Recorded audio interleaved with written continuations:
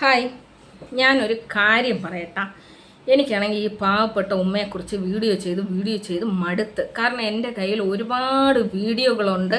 എൻ്റെ മക്കളുടെ സന്തോഷം, എൻ്റെ കുടുംബത്തിൻ്റെ സന്തോഷം, പിന്നെ എനിക്ക് ഒരുപാട് കാര്യങ്ങൾ ഒക്കെ ഈ പൊതുസമൂഹത്തിനടുത്ത് പറയാനൊക്കെ ഉണ്ട്. അപ്പോൾ ഇതിനൊന്നും എനിക്ക് പറ്റാത്ത രീതിയിൽ ഒരു തരം ഈ പാമ്പ് വള്ളി ചുറ്റിക്കിടക്കുന്ന പോലെയാണ് ഈ സ്ത്രീ എന്നെ ചുറ്റിക്കിടക്കുന്നത്. സ്ത്രീയെ, എനിക്ക് നിങ്ങളെക്കുറിച്ച് ഈ നാട്ടുകാരോട് പറയാനുള്ളതെല്ലാം തന്നെ ഞാൻ പറഞ്ഞു കഴിഞ്ഞു. ഇനിയുള്ളതെന്ന് പറയുന്നത്, നിന്റെ മരണപ്പെട്ടു പോയ ഭർത്താവിൻ്റെ കുടുംബക്കാരാണ് ഈ വക കാര്യങ്ങൾ എൻ്റെ അടുത്ത് പറഞ്ഞിട്ടുള്ളതും അവർ സമൂഹത്തിൽ വന്ന് പറയാൻ തയ്യാറാണ്. അവർ ഒരുപാട് കാര്യങ്ങളിൽ നിന്നെക്കൊണ്ട് വലിയ ശല്യം നേരിടുന്നുണ്ട് എന്നുള്ളതാണ്. ഇനി മറ്റൊരു കാര്യം എന്ന് പറയുന്നത്, ഈ പറയുന്ന തനൂജ ദേവൂസ് എന്ന് പറയുന്നവർക്ക് വീട് വെക്കുന്നതുമായിട്ട് ബന്ധപ്പെട്ടിട്ട് ഞാൻ എന്തോ തടസ്സം പറഞ്ഞു എന്നുള്ളതാണ് നിങ്ങൾ പറയുന്നത്. എൻ്റെ വീഡിയോയിൽ എവിടെയാണ് ഞാൻ അവർക്ക് വീട് വെച്ച് കൊടുക്കാൻ പാടില്ല എന്ന് പറയുന്നത്? അങ്ങനെ പറയുന്ന ഒരു വീഡിയോ താങ്കൾ എടുത്ത് കാണിച്ചു തരണം. എനിക്കതിൽ എന്ത് വിഷയമാണ്? അപ്പം ഈ ആര് എന്ത് ഞാൻ എതിർത്ത് പറഞ്ഞാലും അവരെയൊക്കെ കൂട്ടുപിടിച്ച് നീ എന്തോ കാണിക്കും, നീ ഒരു കുന്തവും കാണിക്കൂല.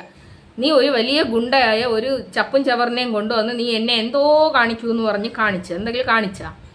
അപ്പോൾ അതൊന്നും എനിക്കൊരു വിഷയമായിട്ടുള്ള കാര്യമല്ല. പക്ഷേ ഞാൻ നേരിട്ട കാര്യങ്ങളും ഇവർ സാമ്പത്തികമായി പിന്നോട്ടല്ല എന്നും ഇവർക്ക് 4 ദിക്കിൽ നിന്നും വരുമാനമുണ്ട് എന്നുള്ള കാര്യങ്ങളൊക്കെയാണ് ഞാൻ പറഞ്ഞിട്ടുള്ളത്.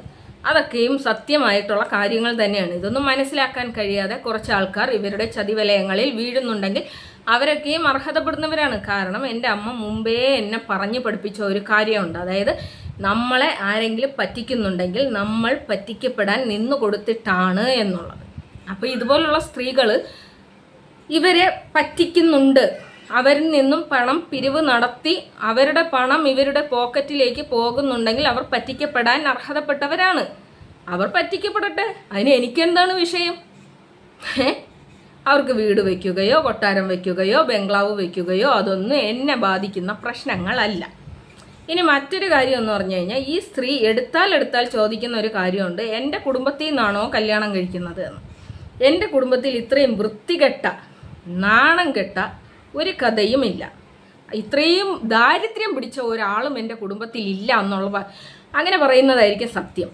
ഈ 3 കല്യാണം കഴിച്ച് 3 മക്കളുള്ള നിന്നെ കല്യാണം കഴിക്കാൻ വേണ്ടിയിട്ട് അത്രയും ദാരിദ്ര്യം ബാധിച്ച, എന്നെ കൊണ്ടൊന്നും പറയിക്കേണ്ട, ദാരിദ്ര്യം ബാധിച്ച ഒരാൾ എൻ്റെ കുടുംബത്തിൽ ഇല്ല എന്നുള്ളതാണ്. ഈ ലോകത്തിൽ ഇഷ്ടംപോലെ പെണ്ണുങ്ങളുണ്ട്. എന്തായാലും നിന്നെപ്പോലെ ഒരു നാറ്റക്കേസിനെ എടുത്ത് തലയിൽ വെക്കേണ്ട ഗതികേട് എൻ്റെ കുടുംബത്തിലുള്ള ഒരാൾക്കും ഇല്ല. അങ്ങനെ ഒരാളും ഞാൻ ജീവിച്ചിരിക്കുന്ന കാലം നിന്നെ കെട്ടുമെന്ന് നീ വിചാരിക്കുകയും വേണ്ട. എൻ്റെ കുടുംബത്തിൽ നിന്ന് കെട്ടി നീ അങ്ങ് വലിയ കൊമ്പത്താളാവാം എന്നുള്ള ധാരണ വല്ലതും ഉണ്ടെങ്കിൽ അതങ്ങ് മനസ്സിൽ വെച്ചിരുന്നാൽ മതി. പിന്നെ അതിൻ്റെ ഇടയിൽ നീ ഒരു കാര്യം പറഞ്ഞിട്ടുണ്ട്, നിന്റെ ഭർത്താവിനെ ഞാൻ കല്യാണം കഴിക്കില്ല എന്ന്. അയ്യോ, മുട്ടി നിൽക്കുന്നടേ എൻ്റെ ഭർത്താവിനെ കല്യാണം കഴി എന്ന് പറഞ്ഞ് ഞാൻ ഇങ്ങനെ മുട്ടി നിൽക്കണ്. നീയല്ലേ ഇന്നലെ പറഞ്ഞ് നട്ടലില്ലാത്തവനാണ് എൻ്റെ ഭർത്താവെന്ന്, ആണും പെണ്ണും കെട്ടവനാണ് എൻ്റെ ഭർത്താവെന്ന്. എൻ്റെ ഭർത്താവിനെ നിനക്ക് വേണോ? ഞാൻ മരിച്ചു പോട്ട് എന്നിട്ട് ആലോചിക്കുക. എന്നാലും അദ്ദേഹം അത്ര വലിയ പാവമൊന്നും ചെയ്തിട്ടുണ്ടാവാൻ വഴിയില്ല നിന്നെപ്പോലൊരു വേസ്റ്റിനെ കല്യാണം കഴിക്കാൻ. എൻ്റെ ഭർത്താവിനെ ഇങ്ങനെ സ്വപ്നത്തിൽ പോലും ചിന്തിക്കാനുള്ള യോഗ്യത പോലും നിനക്കില്ല പെങ്കൊച്ചെ. അല്ല, പെങ്കൊച്ചല്ല, തള്ളേ. നിൻ്റെ 3ാമത്തെ ഭർത്താവിൻ്റെ കുടുംബക്കാർ നിന്നെ വിളിച്ചതാണ് തള്ളേന്ന്. അപ്പോൾ നിന്നെപ്പോലൊരു വേസ്റ്റ് ജന്മത്തിനെ കല്യാണം കഴിക്കാനും മാത്രമുള്ള ഒരു പാവമൊന്നും എൻ്റെ ഭർത്താവ് ചെയ്തിട്ടില്ല. അത് മാത്രമല്ല, ഞാൻ കണ്ടിട്ടുള്ള മനുഷ്യരിൽ വെച്ച് ഏറ്റവും നല്ല മനുഷ്യനാണ് എൻ്റെ ഭർത്താവ്. എൻ്റെ ഭർത്താവ് അങ്ങനെ ഒരു കാര്യം ചെയ്യില്ല. 1ാമത്തെ കാര്യം. പിന്നെ എൻ്റെ ഭർത്താവിനെ കല്യാണം കഴിക്കാമെന്നുള്ള നിൻ്റെ മോഹം ഉണ്ടല്ലോ, അതങ്ങ് വാങ്ങിച്ചങ്ങ് പോക്കറ്റിൽ വെച്ചിരുന്നാൽ മതി. കേട്ടാ മോളെ? ഒരു സാധനം വന്നേക്കണി എൻ്റെ ഭർത്താവിനെ കെട്ടാൻ വേണ്ടിയിട്ട്. അയ്യടാ, ഇത് വെറുതെ എന്നെ ചിരിപ്പിക്കരുത് കേട്ടാ.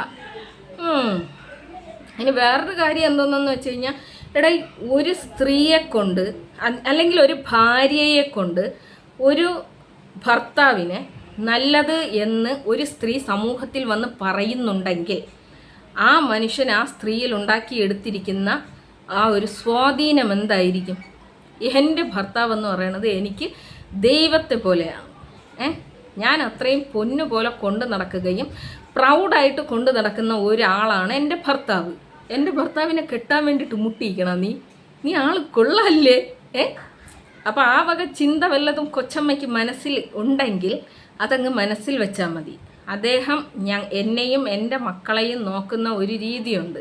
അദ്ദേഹം സ്ട്രോക്ക് വന്ന് വീഴുന്നത് വരെയും അദ്ദേഹം ഞങ്ങളെ പോറ്റിയിരുന്ന ഒരു അവസ്ഥ, അതൊരു ഒരു ജീവിതമാണ്. ആ ജീവിതം എന്ന് പറഞ്ഞു കഴിഞ്ഞാൽ അതൊന്നും നിനക്ക് കിട്ടാൻ പോലും പോകുന്നില്ല എന്നുള്ള കാര്യമാണ്.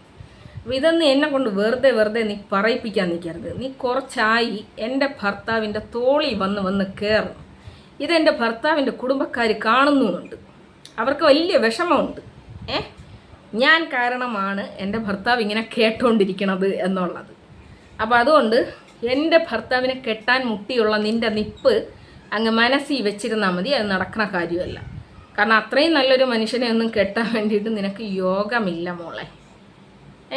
അപ്പോൾ അത്രയാണ് എനിക്ക് നിന്നോട് പറയാനുള്ളത്. പിന്നെ വീണ്ടും ചൊറിഞ്ഞോണ്ട് നീ എൻ്റെ അടുത്ത് വന്നാൽ പിന്നെ നിൻ്റെ ബാക്കിയുള്ള കഥകളും കൂടി ഞാൻ അങ്ങ് വലിച്ചങ്ങ് തെരുവിലോട്ട് ഇട്ട് കൊടുക്കും.